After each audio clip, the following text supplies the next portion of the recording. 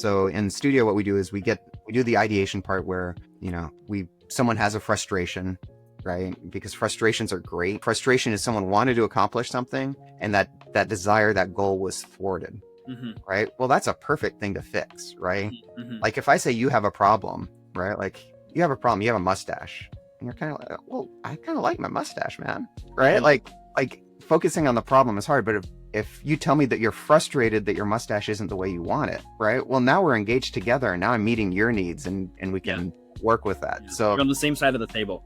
Yeah. And so we start with those frustrations and we say, okay, where's a frustration that, we then do market discovery and we do customer discovery, figure out exactly what it is. So we get that ideation and figure out how what those channels are going to look like, how it's going to make the world better, how it's going to make the world better, and someone's going to pay for it, right? Because otherwise it's not self-sustaining. Yes. That's important. All right. You have to do well and do good. Hello, everyone, and welcome to the Business of Learning podcast. My name is Joao Camargo, and my guest here today is Joshua Tamayo-Sarver, who is the VP of Innovation at Inflect Health. Josh, thank you so much for being here today. Oh, thank you so much for having me. I'm looking forward to talking to you. I am as well, and we've already had quite an eventful and very exciting conversation before the recording, but nobody was part of it. So why don't we start off with you just telling everyone a little bit more about Inflect Health, who you are, who you hope, and any other context you want to share about the company. Oh yeah, it'd be my pleasure. So I can give you the spiel. So the spiel is that Inflect actually starts with Vituity, and Vituity is a physician partnership. So Vituity started in 1975, and at the time, the way hospitals did their staffing is they would hire one person, pay them pretty well to cover their emergency department, and then that one doctor would subcontract out with others and not pay them so well. So Vituity was started with this radically egalitarian notion that everybody would be an equal owner partner from the first time they worked.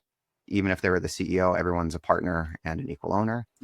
And more radically, that if you're a physician, what makes you a physician is when you see patients, right? It's what you're doing, not your title, that makes you a physician. Yeah. And so all physician partners would need to see patients and do patient care. So that was kind of like the mindset that it was started with. And it grew from these guys in a garage in 1975 to now we have over 7,000 physicians. We staff over 600 hospitals. We go across every specialty. We see over 12 million patients a year. But it is actually still the same thing. So as a vice president in Inflect and Vituity, I'm an ER doctor. I do 6 shifts a month. I do 3-day shifts and 3 night shifts every month. And so it's a really great kind of culture because of that. Now, how do we get to Inflect Health? So Inflect Health is an innovation hub within Vituity. And so I have this weird background where I have multimodal mediocrity, right? I say I have suit, scrub, geek, and quant. So suit because I've been with Vituity since 2008, managing the business of healthcare. So that's the suit part. Scrub because I still practice medicine. I still see patients, and I know what it feels like to have some technology that really sucks at 2 a.m. when you're on a shift and your department's exploding. Geek because I was a software engineer and did software programming and sold my first software in 1991.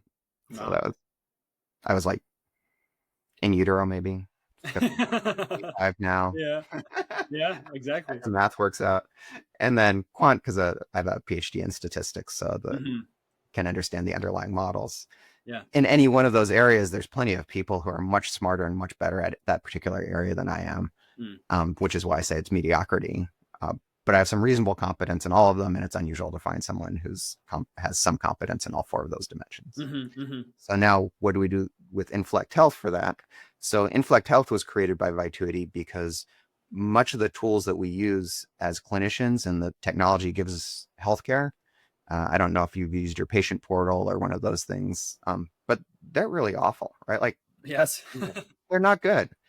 And well, yeah. And so as a clinician, we have that same frustrating experience, right? I want to take care of patients. I didn't go into medicine and go through residency so that I can swear at a computer, right? And feel like I'm not doing a good job with patients.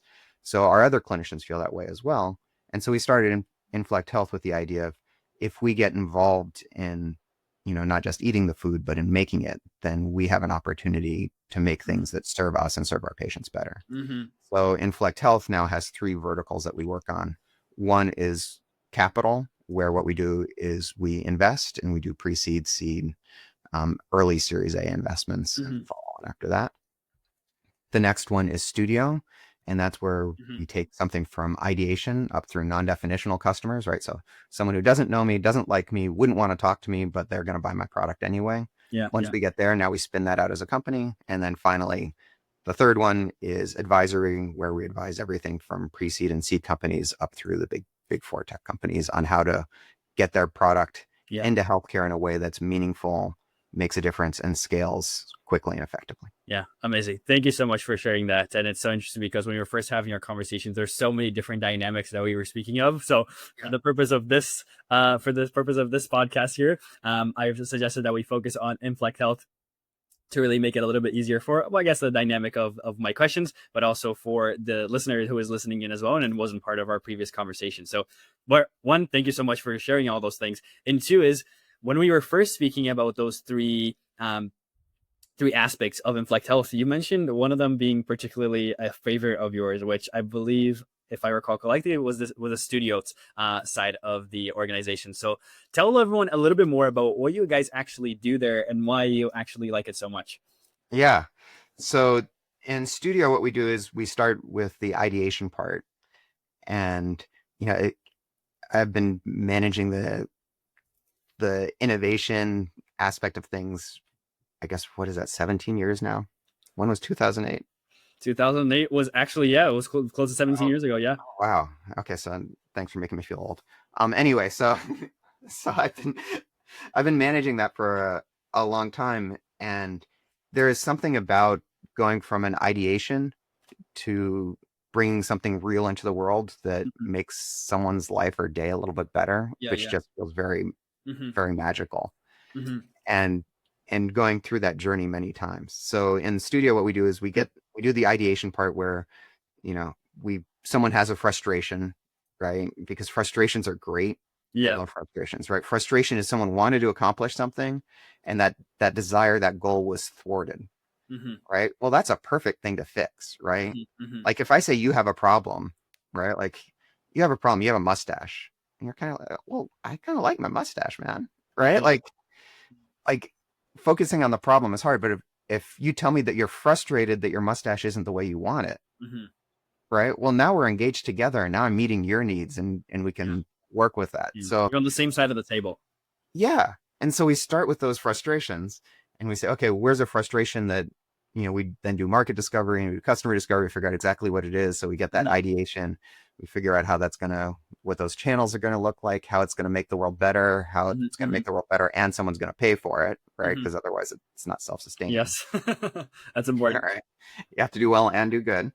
Um, and how do we go from that into a product, and then we develop a product, we go through all the Hmm. phases, and then we roll it out, Yeah.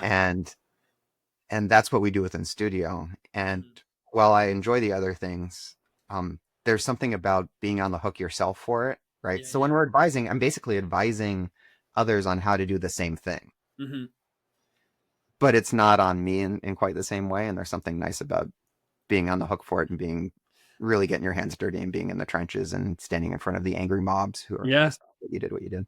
Yeah, for sure. And I might give you a very trash analogy here, but I think it's almost like when the parents get asked like, oh, which one's your favorite child? It's like, oh, I don't have a favorite child, but like there's always the one child that's the favorite. It's like you love all of them, but that one specifically is always going to have that special place in your heart. Maybe that's a terrible analogy, but that's kind of what it sounds like to me as well. But I'm interested to hear too, how does that process usually go down for the listener hearing this conversation too?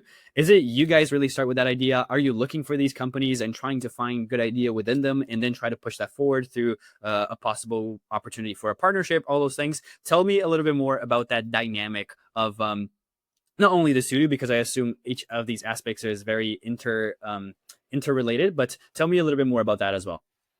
Yeah, so in the studio phase, with that work stream, it starts with what we call our innovation grant, which has a historical and terrible name now for it. But basically, we invite all of our Vitans, which is what we call people who work for Vituity, and there's about 10,000 of them because Mm-hmm. we own a billing company, we own a malpractice company, we like have the full everything. We ask them what are their frustrations, what are their ideas, what would they like to see better, and they submit those, and Mm. then we So that's review them. internal. That's internal. Oh, okay. But it's, you know, I have so many like advantages in the world to make it easier for me. This Huh. is one of them, right? Like I can have internal access to 7,000 physicians, Yeah. right? So it's internal, but it's still 10,000 Mm. people across all of healthcare. Yes, for And sure. so you say, hey, what is it that frustrates you? And, they're on the front lines. They're actually doing the work every day, right? Like a lot of us talk about, oh, we work really hard for healthcare, but we're not on the front lines, right? Like it's not our hide getting beat. So, Hmm. so they can share those frustrations. We then review them. And then some of them are just an internal company thing. And that goes to an internal team to try and fix it. And some of them we look at and we're like, we think there's something there Mm. that's not just internal, but it's external. And there's been lots of great ones. So then we work with them to really understand it. And then we take that from that frustration Mm. to do market validation and customer discovery. And it's that customer discovery process is probably my favorite part of the process Yeah. because, I used to be a researcher with the PhD side of my life. And there's something about discovering and the world is just so weird, Hmm. right? Like you think you understand the problem and then you start doing discovery and really listening to what people are telling you. And I'm just completely wrong. Yeah. And then you find the real problem and you're And like, you find out what oh, the real issue is and you're like, oh, yeah. right. Like one of the things was someone was frustrated. And these are the kinds of things we get. Someone was frustrated that they were really hectic with their kids who they had like 3 different kids. All kids were like in youth sports and were like really good at it.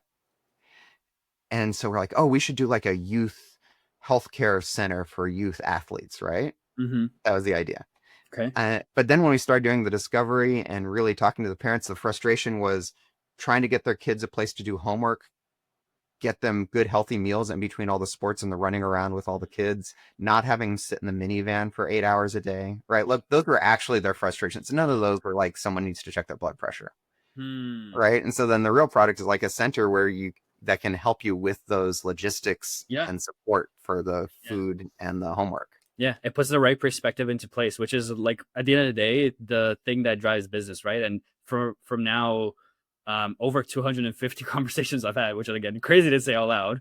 It's Yeah, that's so amazing. it's so interesting for me to see how many companies don't actually talk internally. How many companies don't speak with their customers? How many companies are just lacking in that side of things, and they just keep assuming that what they started with or what they've been providing for so long is still what people need. And sometimes that's the case, but sometimes there's many new things that need to be changed, needs to be innovated, especially now with technology coming through. But I guess that ties into my next question, which is you get that idea, the studio process really starts to roll. You start to understand the real problems, which in my head now I can see how it attaches to the other aspects of the company. And please correct me if I'm wrong. Now you take that idea and you try to find another company who is maybe within that certain spectrum, try to make the understand if it makes sense to have a capital investment within those companies. And that's how these ideas start to grow and actually crumble down, or not crumble down, but build up into a different sector. Correct me if I'm completely wrong there. Yeah, so actually that's where we start hitting a branch point again. Mm-hmm. So um once we get to the point where like we think of it as a 0 to 1 space because I love the 0 to 1 and Yeah, yeah. um so we actually divide that space into 0 to zero point 0.5 and zero point 0.5 to 1. Okay. So in our mind, 0 to zero point 0.5 is where you do all the customer discovery, all the market research, all the go-to-market planning. You have prototype wireframes that you've put in front of folks. You've talked to, and in healthcare's generally, you have different entities with as part of that, which is to say we talk about as users, shareholders, and stakeholders. Mm-hmm. The users are the people who actually use the product. The Yeah. shareholders are the people who are paying for the product. And the stakeholders are all the people who are affected by the fact that someone is either using it or paying for it. Mm-hmm. Right. So you have a new registration system, right? Your user is the patient who's registering, right? And maybe some back end office staff. Mm-hmm. Your shareholder is usually whoever owns the practice or whoever's responsible for the budget for registration. And then your stakeholders are the clinicians who use the information from the registration clerk who just got fired, all the people who like the registration clerk that just got fired, right? Like you need to navigate all of those in order for the sale to work and for the product to get adopted. Okay, so once we have all of that done, so it's ready for engineering, and I used to do engineering much earlier in my process, and then I learned it's a lot cheaper to do this and find out what's wrong as early as possible. Yeah. And so you do need to iterate, but the iteration doesn't need to be very high fidelity. Got it. Right? It can be really cheap, low fidelity. We do a lot of Wizard of Oz where the computer does magic, which is really somebody on the other side, right? So we had this idea for a virtual child life specialist was one of these things that we're developing, and we're developing that one. And so that's like, you take your kid to the doctor, and some places have a child life specialist, and they are like miracle workers, right? They're trained. They work with the kid to help them understand what's going on. It reduces their stress. It makes it a better experience for the kid. It helps your throughput times. It helps your operations. It's just the right thing to do, and it pays, right? It's perfect. But they're expensive, and it's really hard to scale that. So we're like, we can do this virtually. Well, the question was, how does a kid respond to that? Well, instead of spending a ton of engineering resources, we had someone who was an expert at doing that, just had an avatar on an iPad. And so they were reacting, and it looked like an amazing AI thing, but it's actually just Zoom with an avatar and a person behind. Okay. But that's how you can test it cheap and find out does it actually work or not, right? Yeah. So we do a lot of that. Once we're done with all of that, then we say we're hit to the 0.5. Now, 0.5 to 1 is going from that well-defined. There's still things that are wrong in what you have there, but going from that to an MVP, something that can scale, right? That people want, they're willing to pay for.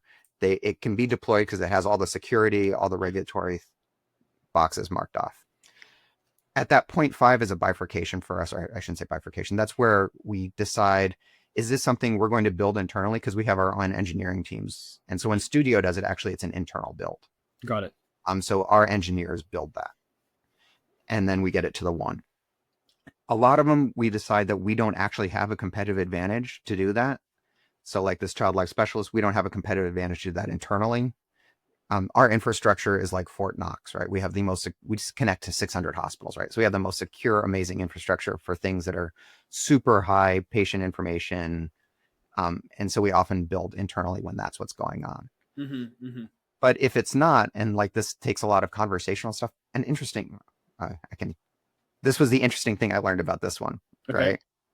Is that children have certain phonation differences they do, and there's actually a technical term which I just blanked on, right? So when you hear baby talk, right, like kids use different sounds, and it turns out that's actually universal across languages, and it's developmental, and it's supposed to always hit the same stages of doing those things wrong. Interesting. But it really screws up AI, like the LLMs. They're not used to those different sound things, even though they're known, right? So a lot of the tech development of that is making sure that AI can speak baby talk. Wow, that's so interesting. So that would be one that we then partner with a company externally, and then that goes into our advisory bucket.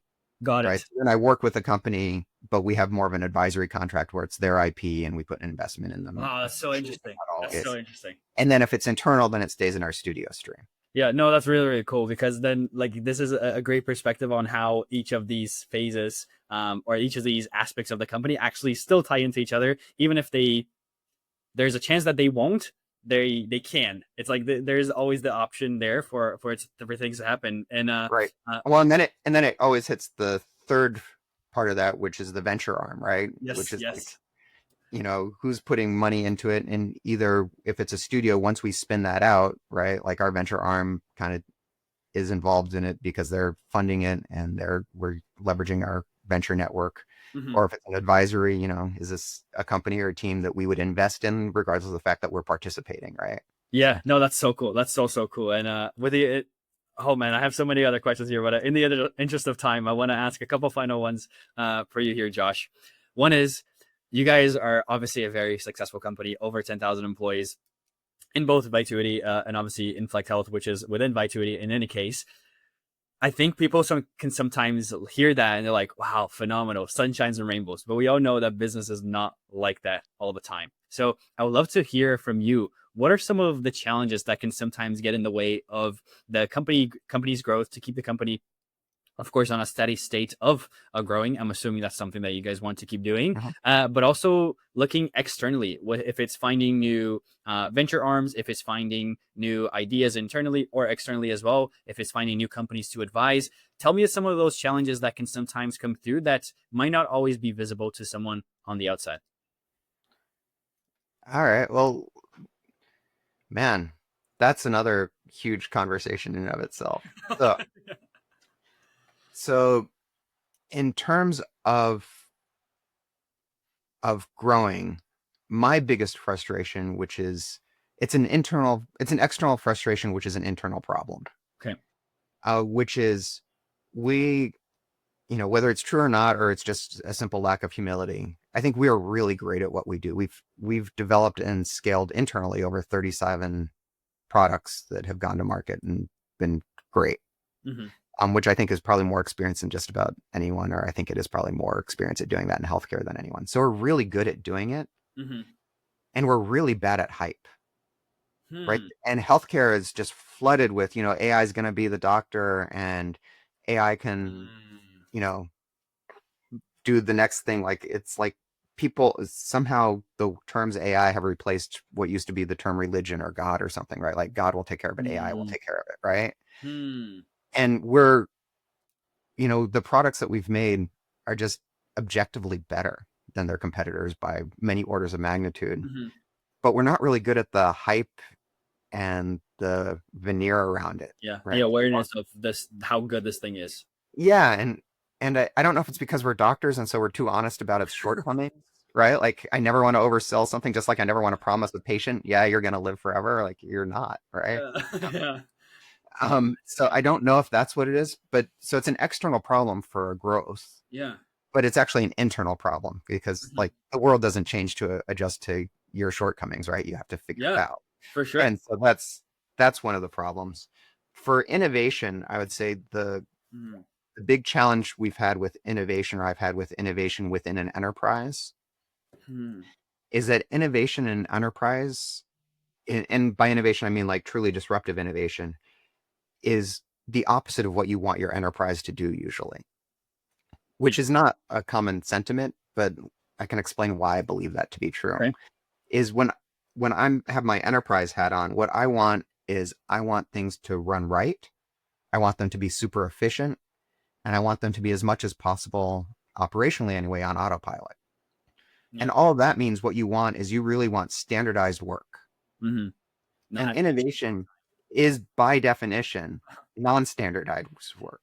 the time. So if I go to someone in the enterprise and I say, hey, we're going to try this, and their goal is to make everything standardized work and make things smooth and frictionless, and some idiot comes saying, we want to do this non-standard, they should say, take a hike, Yeah. Hmm. right? Should And is a powerful word, but sometimes it's not the right, case. Yeah. right. Like they should be, their job is to create standardized work. And so when I come from now the innovation hat saying, oh, we're going to do this, it's radically different. Yeah, I don't know exactly what's going to happen because no one's done it before. We're just going to see, Mm-hmm. right? Like that's a tough place to put them in. So for Yeah. us, that is actually why Vituity had to create a hub within Vituity, which is Mm. Inflect Health, so that Vituity can work on being the high efficiency, you know, Yeah. right thing, right time, every time, at minimum, at lowest cost possible to still do Yeah. everything right. Well, Inflect can do crazy things that Yeah. generally don't work out and is non-standard work and still get supported in doing that. Yeah, but that reminds me of I believe it's Jeff Bezos' quote as well, where um you can have, if you have the opportunity of taking, I think he refers it to baseball, it's like a thousand swings and they all miss, but one of them you hit the home run so huge that it it makes all your 999 losses completely irrelevant. So having the Yeah. freedom to do that and innovate and test out and find that next new thing, it creates such a huge opportunity for growth. So thank you for sharing those two things. It's really, really, really awesome to understand. Well, and I really like your metaphor because that, you know, in one case, the job is to make sure that you make contact with the ball every single time. Yeah. And in the other is to look for the home run. And to ask one person to do both of those things, it's like you can't Yeah. expect enough. Yeah. And it's interesting because like it's not like you're not trying. You are like for 90,000 times you're trying, but Yeah. then it just miss. And then when it actually hits, oh buddy, that's the 1,000, 2,000, however many X's that you can get. Yeah, and then people go, "Oh, you're so successful." Yeah, Like, overnight success built over 5, 10 years. Like, oh, go figure. That's so funny. just Josh, got lucky. yeah, I have one. Oh man, the word luck. Don't get me started on that. But I have one final question for you here. It's actually not a question from me. It's a question from our last guest to you, and they had no idea who you were. Okay. So here it is. Are you ready for it? This is an interesting one, a deep one. Who has made the biggest impact on your life, and how did they make that impact? Oh, so that would certainly be my wife. Hmm. And so I'm a kind of a pretty linear sort of thinker type, right? And she is a completely intuitive. She's the smartest person I've ever met, Mhm. and she is a very intuitive thinker. So the way she goes from A to Z, right? Like she doesn't. It's not even that she like skips letters of the alphabet. It's that suddenly colors and numbers are involved, Hmm. right? And you're like, I have no idea how any of those connections work, but she gets to the right answer. And so both because, well, we've been together 30 years, so that's probably part of it. But that coupled with the fact of having to respect that someone can think so radically different and Hmm. be right, That's interesting. Wow, I right? really like that answer. Like just look at a problem and see a completely different problem than you see and understand it in a completely different way and get to the right answer that Yeah, works. yeah, and yet the final destination is the one that you both want. Yeah. Wow, Or awesome. or she solves the problem and you're like, I'm not to the solution yet. It's like, Yeah. well, it's obvious. It's like, no, it's not. And then eventually you're like, oh yeah, that is a solution. But it was like it I think it helps for my innovation and everything else a lot because you look out and you see someone doing something and initially you're like, well, that's crazy. Hmm. But then you're like, or it could be brilliant. Maybe we need to actually really listen to how they're getting there and what they're saying and not dismiss it. Wow, amazing, Josh. This has been such an incredible talk. Thank you so much for your time.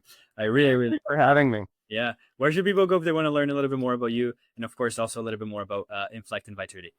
Oh yeah, so I'm on LinkedIn and I don't even know. It's J Tamayo-Sarver maybe, but anyway. I'll link it There here aren't, in any case. there aren't very many Tamayo-Sarvers in the world. So,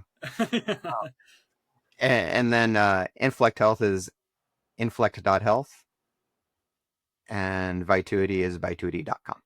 Amazing. I will leave, as I said, everything down here in the description if you want to check that out. And if you're still listening to this conversation, you want to hear more conversations like this, please hit the subscribe button and I will see you on the next episode. Josh, thank you so much for your time again. Oh, thank you so much for having me. It's always fun talking to you. Amazing. Thanks.